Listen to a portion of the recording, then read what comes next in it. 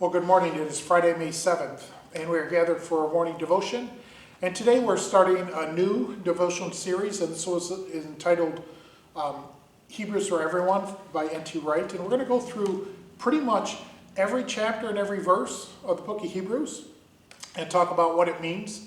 Reminder that N.T. Wright is British, so some of these words and phrases may not connect with us because British humor is a little different, but that's okay. Today we're starting out with Hebrews 1, verses 1 through 5, and so this is what they say. In many ways and by many means, God spoke in ancient times to our ancestors through the prophets. But at the end of these days, he spoke to us in a Son. He appointed his Son to be heir of all things. Through him, in addition, he created the worlds. He is the shining reflection of God's glory, the precise expression of his own very being. He sustains all things through his powerful word. He accomplishes the cleansing needs for sin and sat down at the right of the Majesty Supreme. See how much greater he is than the angels? The name he has granted is finer than theirs. For to which the angels did God, everyone say, "You are my son. Today I became your father." Or again, will I be his father and he will be my son? And so N.T. Wright puts down these words. I had an email this morning from an old friend in another part of the world.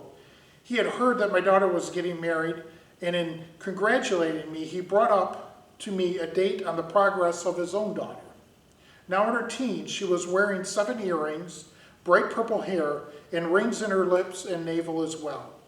He told me all this through seeking my sympathy for his plight, but underneath that I heard a very different note, pride and delight.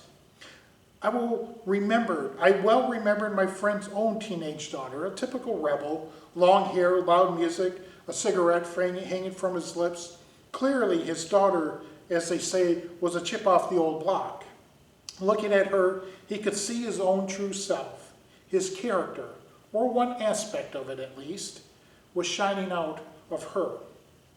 This is cheerful and a low-grade example of the sublime and exalted point which this letter to the Hebrew offers as its opening description of God and his only Son.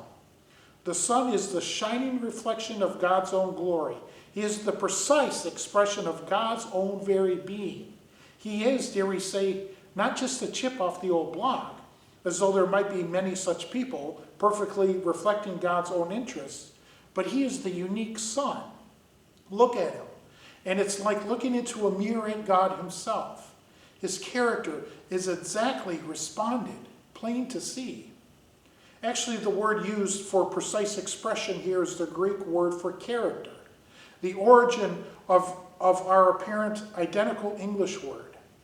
But this is an interesting word in both Greek and in English. When we talk about character in a play, and when we talk about character of an alphabet, what have the two got in common? What does the idea begin? At the bottom of it, the ancient world, lies the idea of engraving or of stamping soft or hot metal with a pattern, with the metal will continue to bear. Though through the ancient world didn't have these printing presses such as we've had since the 15th century, it is the early equivalent that were used, particularly for making coins. The emperor would employ an engraver who carved a royal portrait, and suitable words or abbreviations on a stamp or die make it a hard metal. The engraver used the stamp to make a coin, and so the coin gave the exact impression or indeed expression of what was on the stamp. The word character in ancient Greek was widely used to mean just that, the accurate impression left by the stamp on the coin. Further, it came to mean both the individual letters that could be produced by this method and a character in the broader sense of a person or thing. The sort of person, the type, if you like to use those words. And this is what our writer is saying about Jesus. It is as though the exact imprint of the Father's very nature and glory have been precisely reproduced in the soft metal of the Son's human nature.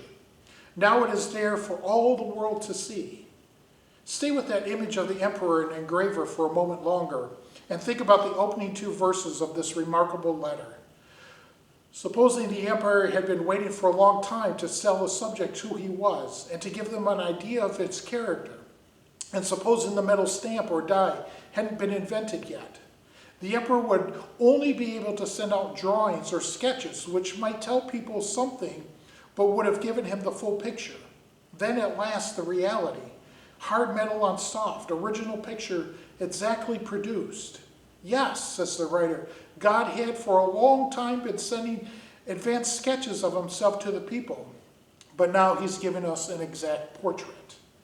With that idea, written as a grand and rather formal opening to the letter, the writer invites us to look at the whole sweep of biblical history and to see it coming to climax in Jesus. Look back at the great prophets, Abraham, Moses, Samuel, Elijah, and then, of course, the writing prophets like Isaiah and Jeremiah and the rest. Our author would have included David in the list as well, as we can see from the way he quotes the Psalms. This opening sentence isn't just a rhetorical flourish. It tells us clearly how the argument for the whole letter is going to run. Again and again, we start with the passage from the Old Testament. And again, and the writer shows us how it points forward to something yet to come.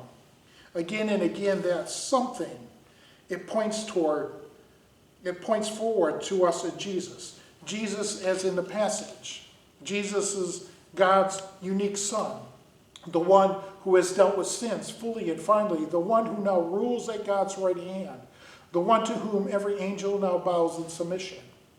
The next passage will develop this point more fully, but we should notice before we go any further that the passage our writer quotes in verse 5 are two Old Testament passages the early Christians used most frequently when they were struggling to say what they had to say about Jesus. Psalm 2, verse 7, and 2 Samuel 7, verse 14. Both speak of the Messiah, the ultimate Son of David, as God's own special Son. Like all the early Christians, the writer of this letter begins his thinking with the belief that Jesus was and is the Messiah, Israel's true king. Everything else falls from that. So, though we don't know who the author of this letter was, we know something even more important about him. Right from the start, he has his eyes fixed on Jesus. At the end of the letter, when he draws everything together, he urges us to have our eyes fixed on him as well. And are you ready for that challenge? And so just to summarize what he's saying is the author of Hebrews, which we don't know who that is, there's no record of who wrote the book of Hebrews, is beginning this passage by making a statement that Jesus is the Son of God. But even more than that Jesus is God. When you look at Jesus, you are looking at God. When you look into the eyes of Jesus, you are looking into the eyes of God. Everything that Jesus did was an act of God. He's saying that they are one in the same. And so we have to keep that in our mind as we continue to go through the book of Hebrews, that this is what the writer has in mind, that Jesus is God. And then he goes on and talks more fully about what that means. So we begin our day with this. And I hope that brings some opening knowledge to the book of Hebrews, and we will continue this in the following days. Thank you and have a great day.